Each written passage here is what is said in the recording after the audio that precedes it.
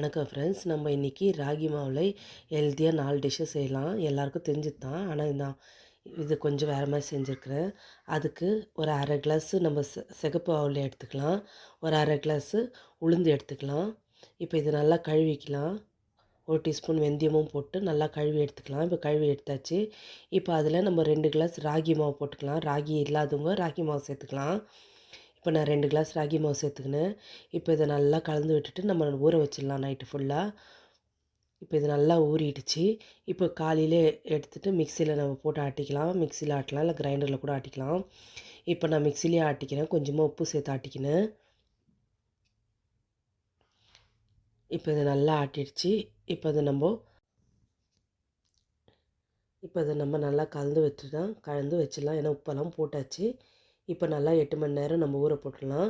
இப்போ நம்ம இட்லி அரிசி மாவு போடுற மாதிரி தான். இப்போ நல்லா உப்பி வந்துருச்சு பாருங்கள். நைட்டு பகல் ஃபுல்லாக வச்சுருந்த 8 ஹவர் இப்போ நல்லா உப்பி வந்துச்சு. இப்போ நம்ம இது இட்லி சுட்டுக்கலாம். பாருங்கள், இட்லி நல்லா எவ்வளோ ஃப்ளஃபியாக வந்திருக்கு. சூப்பராக இருக்கும். பஞ்சு மாதிரி நல்லா காரசாரமாக நல்ல தேங்காய் துவையல், கொத்தமல்லி துவையலுக்கெல்லாம் சூப்பராக இருக்கும். வெங்காய சட்னிக்கெல்லாம். இப்போ நான் கொட்டை குழம்பு வச்சுருக்கிறேன், அப்புறமா தேங்காய் துவையல் வச்சுருக்கிறேன், சாம்பார் வச்சுருக்கிறேன். 3த்துலேயும் வச்சாச்சு. இப்போ நெக்ஸ்ட்டு நம்ம தோசை சுட்டுக்கலாம்.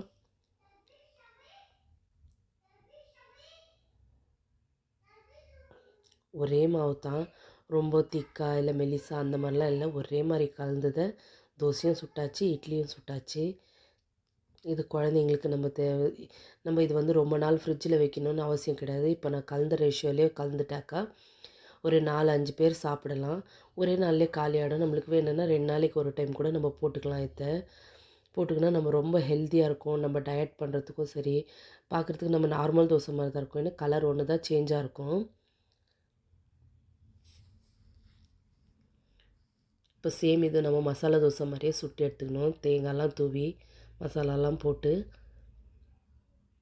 ரொம்ப டேஸ்டியாக இருக்கும். கண்டிப்பாக ட்ரை பண்ணி பாருங்கள் ஃப்ரெண்ட்ஸ். இந்த மாதிரி இப்போ இது நெய் ஊற்றி சுட்டாச்சு. அது எண்ணெய் இல்லாமல் சுட்டாச்சு. நம்ம ராகி தோசை ரெடி ஆகிடுச்சு. இப்போ நம்ம மினி இட்லி ஊற்றிக்கலாம். குழந்தைங்களுக்காக ஊற்றிக்கலாம் மினி இட்லி. நல்லாயிருக்கும். கண்டிப்பாக ட்ரை பண்ணி பாருங்கள். இப்போ நம்ம குழந்தைங்களுக்கு மினி இட்லி ஊற்றிக்கலாம். பாருங்கள், மினி இட்லி ரெடி ஆகிடுச்சு குழந்தைங்களுக்கு. இது நம்ம சர்க்கரை போட்டு கூட கொடுக்கலாம் அவங்களுக்கு டேஸ்டியாக. பசங்களாம் என்ஜாய் பண்ணி சாப்பிடுவாங்க. ராகி சாப்பிடாதவங்க கூட இந்த மாதிரி மினி இட்லி மாதிரி ஊற்றி கொடுத்தா நல்லா சாப்பிடுவாங்க. உடனே தட்டு எடுத்துகிட்டு போயிடுவாங்க மினி இட்லி செஞ்சாக்கா. சூப்பராக இருக்கும். கண்டிப்பாக ட்ரை பண்ணி பாருங்கள்.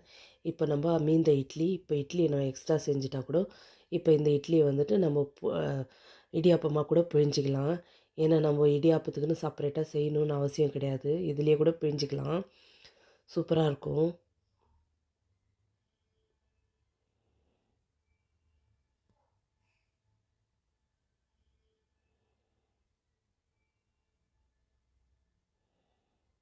பாருங்கள், எவ்வளோ அழகாக பிழிஞ்சிருக்கு இடியாப்பம்.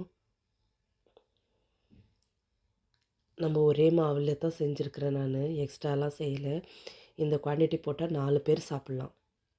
4 பேர் நல்லா 5 பேர் தாராளமாக சாப்பிட்லாம். இப்போ பாருங்கள், நம்ம இடியாப்பம் ரெடி ஆகிடுச்சு. இப்போ நம்ம இது மேலே தேங்காய் துருவலும் நாட்டு சர்க்கரையும் தூவி சாப்பிட்டுக்கலாம். சூப்பராக இருக்கும். இப்போ நம்ம அடுத்த டிஷ்ஷு செய்யலாம். அடுத்த டிஷ்ஷுக்கு ஒரு பேனில் கொஞ்சமாக எண்ணெய் ஊற்றிக்கலாம். கொஞ்சம் கடுகு, கொஞ்சம் ஜீரகம், கொஞ்சம் உளுந்து பருப்பு, ஒரு பச்சை மிளகா, கொஞ்சமாக வெங்காயம் போட்டு நல்லா வதக்கலாம். வதங்கிட்டு பிறகு நல்லா கொஞ்சம் ஒரு துருவின கேரட்டும், கொஞ்சம் துருவின கொத்தமல்லியும், கட் பண்ண கொத்தமல்லியும் நல்லா போட்டு வதக்கிட்டு கொஞ்சமாக உப்பு சேர்த்து வதக்கலாம். இப்போ இது நல்லா வதங்கிடுச்சு. இப்போ மீதம் இந்த ராகி மாவு எடுத்து வச்சுருக்கேன். அந்த ராகி மாவில் இது வதங்கின மசாலாவை போட்டு நம்ம மிக்ஸ் பண்ணிவிட்டு நம்ம குழி பணியாரம் சுட்டுக்கலாம். பாருங்கள், குழி பணியாரம் சுட்டாச்சு.